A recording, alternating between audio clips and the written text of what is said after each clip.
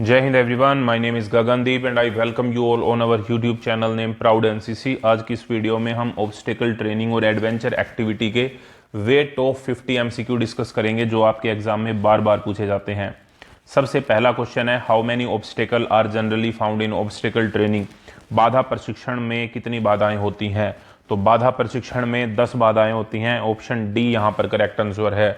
लेकिन अगर आपसे ये पूछा जाए कि बाधाएं कितने प्रकार की होती हैं, तो बाधाएं 2 प्रकार की होती हैं। एक नेचुरल बाधाएं होती हैं और एक होती है मैन मेड, यानी कि एक प्राकृतिक और एक होती है मानव निर्मित।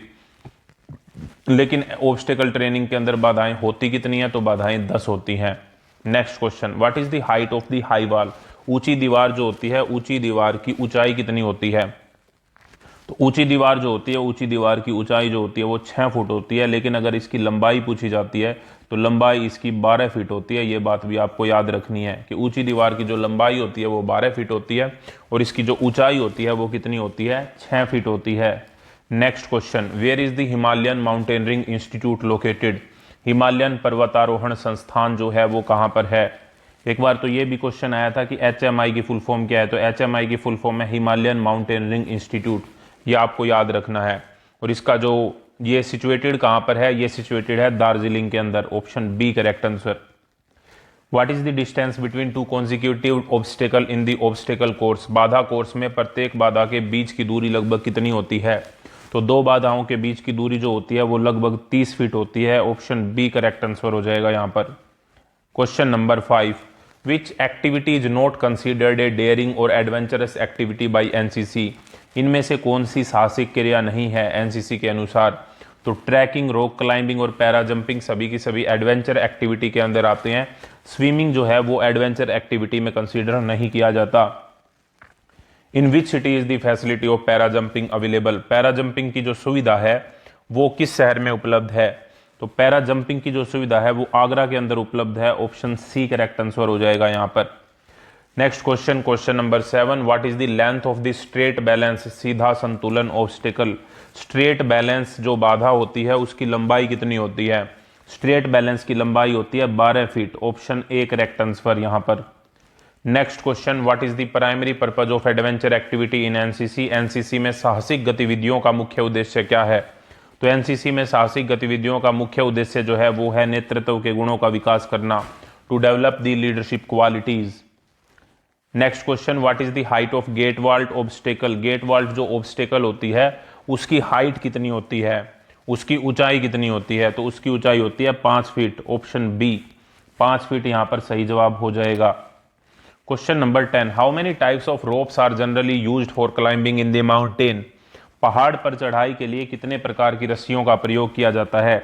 तो पहाड़ पर चढ़ाई के लिए 2 प्रकार की रस्सियों का प्रयोग किया जाता है। एक स्टैटिक होती है, दूसरी डायनेमिक होती है।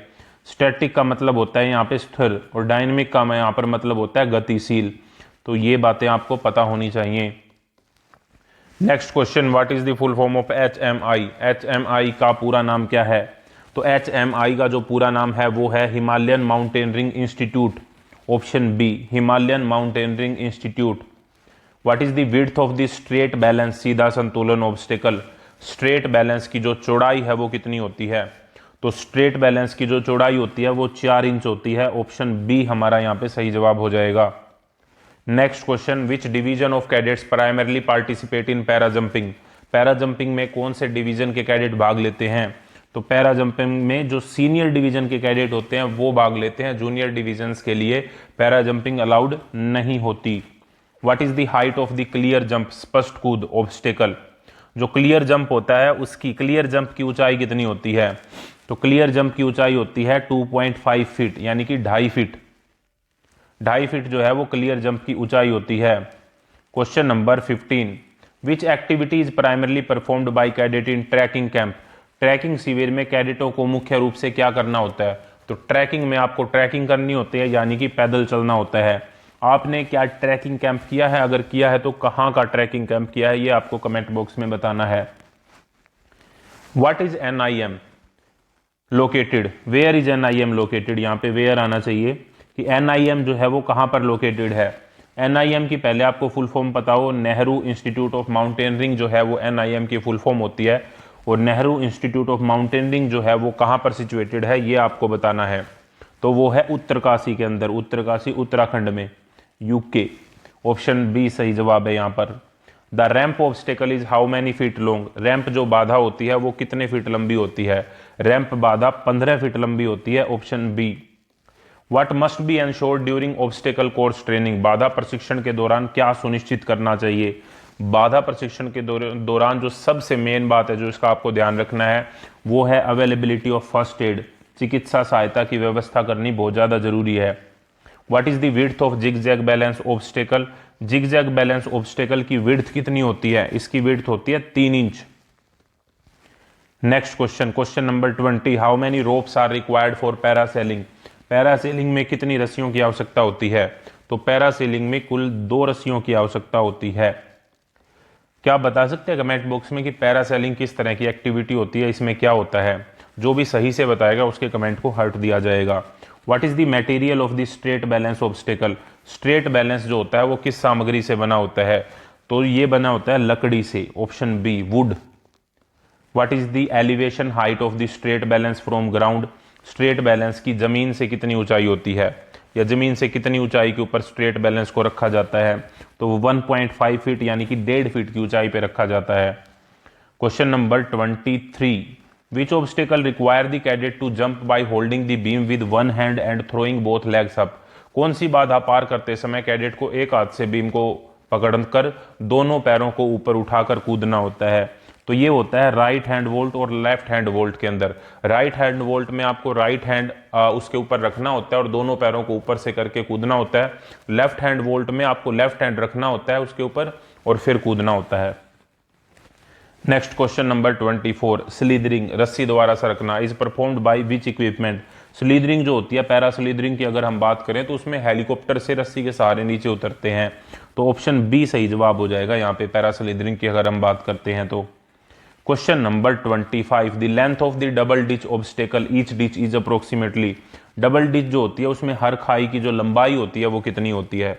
तो उसमें हर खाई की जो लंबाई होती है, लंबाई की बात हो रही है यहाँ पे, तो लंबाई होती है 8 फीट। ऑप्शन सी हमारा यहाँ पे करेक्ट आंसर हो जाएगा। और डबल डिच जो होती है, डबल डिच SW के लिए अलाउड नहीं होती है, ठीक है, सिर्फ और सिर्फ SD के लिए अलाउड होती है, ये बात भी आपको ध्यान में रखनी है। क्वेश्चन नंबर हमारा है 26, what is the full form of YEP, YEP की फुल फॉर्म क्या होती है? तो YEP की फुल फॉर्म होती है youth exchange program, youth exchange program important है। और आपको कमेंट बॉक्स में बताना है कि आपका क्या सपना है, क्या आपको YEP के बारे में पता है? YEP के बारे में आपको सबसे अच्छी बात क्या लगती है, ये जरूर बताइएगा। नेक्स्ट क्वेश्चन है, what is the main objective achieved by obstacle training, बाधा प्रशिक्षण से कैडेट्स में क्या सुधार होता है? तो बाधा प्रशिक्षण से कैडेट में करेज आता है, पेशेंस आता है और कॉन्फिडेंस आता है, साहस, धैर्य और आत्मविश्वास आता है। ऑप्शन ए हमारा यहाँ पे सही जवाब है। Question number 28, which action should cadet performed while crossing a straight balance, straight balance पार करते समय कैडेट को क्या करना होता है? तो स्ट्रेट बैलेंस को पार करते समय कैडेट को उसे रन करना होता है बैलेंस को मेंटेन करते हुए, यानी कि उसके ऊपर से भागना है बैलेंस को मेंटेन करते हुए ताकि आप गिरे ना। Next question, what is the length of the high wall obstacle, high wall जो होती है उसकी लंबाई कितनी होती है? ऊंचाई की अगर हम बात करें तो इसकी ऊंचाई तो होती है 6 फीट, ठीक है, ये पहले ही आया था क्वेश्चन। लेकिन अगर हम लंबाई की बात करें तो मैंने आपको बताया था इसकी लंबाई जो होती है वो 12 फीट होती है। आई होप ये जो क्वेश्चंस हैं आपको अच्छे से समझ में आ रहे होंगे। नेक्स्ट क्वेश्चन से पे चलने से पहले मैं आपसे एक बात करना चाहता हूँ। बात इस बारे में है कि मैं बिल्कुल समझ सकता हूँ कि जब मैंने NCC B और C सर्टिफिकेट का एग्ज़ाम दिया था और मेहनत की वजह से और भगवान की दया से उसमें A ग्रेड आई, लेकिन मुश्किल होता है। जैसे मेरी डिग्री थी BSc ऑनर्स फिजिक्स, अब वहाँ पे हम फिजिक्स की पढ़ाई भी कर रहे हैं, ठीक है, और साथ में आपको NCC के एग्ज़ाम के लिए भी प्रिपेयर करना है। और फिर हम ये भी चाहते हैं कि NCC के एग्ज़ाम में हमारी A ग्रेड आए ताकि हमें डायरेक्ट एंट्री मिल सके। तो ये कई बच्चों के लिए मैनेज करना थोड़ा मुश्किल हो जाता है। अब आपका एग्ज़ाम आ चुका है, बहुत सारे बच्चों के ये मेरे पास कमेंट आ रहे हैं कि सर जी एग्ज़ाम आ गया, तैयारी नहीं है, क्या करें? तैयारी नहीं है, क्या करें।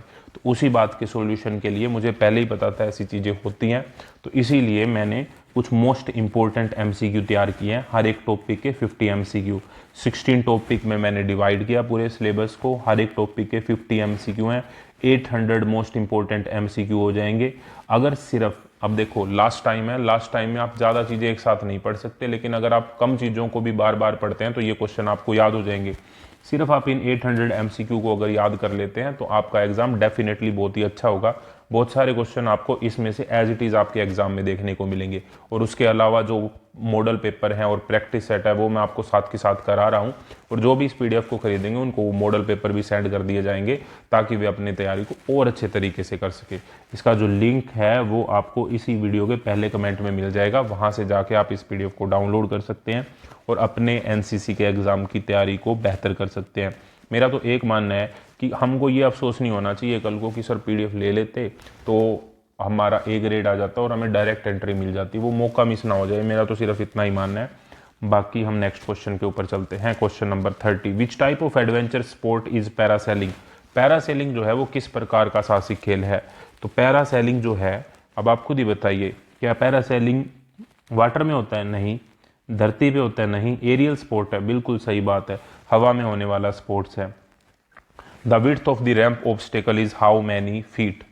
जो रैंप बाधा होती है उसकी चौड़ाई कितनी होती है? तो रैंप बाधा की चौड़ाई या फिर विड्थ हम कह सकते हैं तो वो 18 फीट होती है। ऑप्शन सी हमारा यहाँ पे सही जवाब है।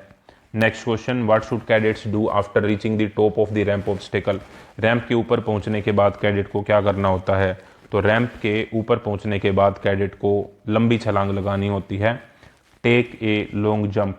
Question number 33, the left hand vault is crossed using which hand for support. जो लेफ्ट हैंड वोल्ट होता है पार करते समय किस हाथ का सहारा लिया जाता है? तो लेफ्ट हैंड वोल्ट में लेफ्ट हैंड का सहारा लिया जाता है, बायां हाथ जिसे हम कहते हैं।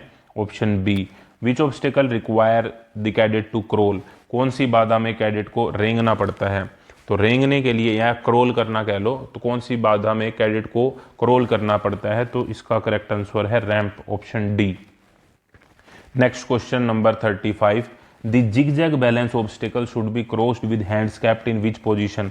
जिगजैग बैलेंस को पार करते समय कैडेट को हाथों को कैसा होना चाहिए? तो उसके हाथ जो होने चाहिए वो ओपन होने चाहिए, खुले हुए, क्योंकि बैलेंस बनाने के लिए अपने हाथ जो है वो खुले हुए होने चाहिए। Mountaineering courses are conducted in which type of camp. Adventure training camp कौन सा होता है? तो माउंटेनियरिंग कोर्सेज जो होते हैं वो माउंटेनियरिंग कैंप में होते हैं और ये एक एडवेंचर ट्रेनिंग कैंप है दिए गए ऑप्शंस में से। एटीसी की फुल फॉर्म क्या होती है? Annual training camp. टीएससी की फुल फॉर्म क्या होती है? थल सैनिक कैंप। और आरडीसी की फुल फॉर्म क्या होती है? Republic day camp. Next question, what is the height of the right hand volt obstacle. Right hand volt की ऊंचाई कितनी होती है? तो राइट हैंड वोल्ट की ऊंचाई होती है 3.5 फीट, यानी कि 3.5 feet. Which of these is not an activity conducted by NCC cadet. निम्नलिखित गतिविधि एनसीसी कैडेट द्वारा आयोजित नहीं की जाती। बंजी जंपिंग नहीं की जाती। ऑप्शन ए, बंजी जंपिंग नहीं की जाती। ठीक है, तो ऑप्शन ए हमारा यहाँ पे करेक्ट आंसर हो जाएगा। ट्रैकिंग एनसीसी के कैडेट करते हैं, रॉक क्लाइंबिंग भी करते हैं, पैरासेलिंग भी की जाती है। Slithering is an activity performed by sliding down using what. Slithering के उपकरण क्या है? तो स्लीदरिंग के अंदर अगर हम बात करते हैं क्वेश्चन नंबर 39 में, तो रस्सी के द्वारा होती है slithering, option B. Next question, the height of the clear jump is how many feet. Clear jump यानी कि जो क्लियर जंप होता है उसकी ऊंचाई कितनी होती है? उसकी ऊंचाई होती है 2 feet, option C. Next question, what is the Atal Bihari Vajpayee institute of mountaineering and allied sports, ABVIMS। सबसे पहले तो आपको ये ध्यान रखना है कि इसकी फुल फॉर्म आपसे पूछी जा सकती है, ABVIMAS। तो ए से हमारा यहाँ पे अटल बिहारी वाजपेयी, वी से आई से इंस्टीट्यूट, एम से माउंटेनियरिंग, ए से अलाइड और एस से स्पोर्ट्स। तो ये जो है ABVIMAS ये कहाँ पर स्थित है ये आपको बताना है। तो ये जो स्थित है वो है मनाली के अंदर, option C. In how many parts the fire fighting team is divided. अग्निशमन दल को कितने भागों में बांटा जाता है? तो इसे हम 4 भागों में बांटते हैं, option B. Which of the following is not part of fire fighting parties. निम्नलिखित में से कौन सा अग्निशमन पार्टी का भाग नहीं है? फायर फाइटिंग पार्टी, सैल्वेज भी बोल देते हैं, कई बार इस तरीके से लिखा होता है salvage party, fire picket party ये होता है, लेकिन फायर किचन पार्टी ये नहीं होता भाई। तो ये यहाँ पर ऑप्शन ठीक हो जाएगा, नहीं पूछा था ना, नोट पूछा था, तो ये वाला ऑप्शन करेक्ट हो जाएगा। Next question, which gas is primarily used in fire extinguisher, आग बुझाने वाले अग्निशामक में मुख्यतः किस गैस का प्रयोग किया जाता है। तो फायर एक्सटिंग्विशर के अंदर मेनली होती है कार्बन डाइऑक्साइड, आग जलाने के काम आती है ऑक्सीजन, आग बुझाने के काम आती है कार्बन डाइऑक्साइड। कार्बन डाइऑक्साइड को हम CO2 से रिप्रेजेंट करते हैं। Question number 45, what is the primary first aid step in case of electric shock, electric shock के मामले में प्राथमिक चिकित्सा क्या है। तो इलेक्ट्रिक शॉक के मामले में प्राथमिक चिकित्सा है कि सबसे पहले तो आपको लाइट को बंद करना है, turn off the light. What is the full form of CPR, CPR की फुल फॉर्म क्या होती है। CPR की फुल फॉर्म होती है cardiopulmonary resuscitation, option B is the correct answer. Which gas is found in the cylinder with black and white shoulder, काले और सफेद कंधों वाले सिलेंडर में क्या होता है। तो इसमें मेडिकल एयर होती है, ठीक है। मेडिकल एयर नॉर्मली इसे ऑक्सीजन से रिप्रेजेंट किया जाता है, लेकिन ये ऑक्सीजन और नाइट्रोजन का मिक्सचर होती है। Question number 48, what is the first aid in case of heart attack, heart attack के मामले में प्राथमिक चिकित्सा क्या होती है।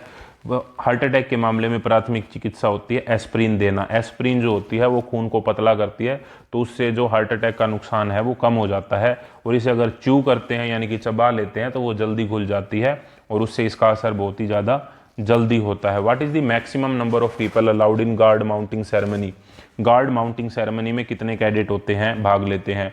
तो गार्ड माउंटिंग सेरेमनी के अंदर टोटल 8 कैंडिडेट होते हैं, 2 + 6 का ये कॉम्बिनेशन होता है। Next question, question number 50, what is the composition of the fire picket party part of the fire fighting team, fire fighting पार्टियों का हिस्सा कौन कौन सा है। तो इसमें से अगर हम बात करते हैं तो कौन कौन से हिस्से हैं, जो ये हो गए ऑप्शन ए फायर फाइटिंग हो गया, सेलवाज पार्टी, पिकेट पार्टी और रिजर्व पार्टी। तो ये 4 पार्ट हो गए अगर हम फायर फाइटिंग टीम की बात करते हैं। तो आई होप ये वीडियो आपको अच्छी लगी होगी। आपको साइड में और वीडियो भी दिखाई दे रही होगी अपने चैनल की, उस पर आप क्लिक करके अपनी तैयारी को और ज़्यादा बेहतर कर सकते हैं। और इसी तरह की और वीडियो के लिए जुड़े रहिए प्राउड एनसीसी यूट्यूब चैनल के साथ। नेक्स्ट वीडियो तक जय हिंद, जय Bharat, thank you very much.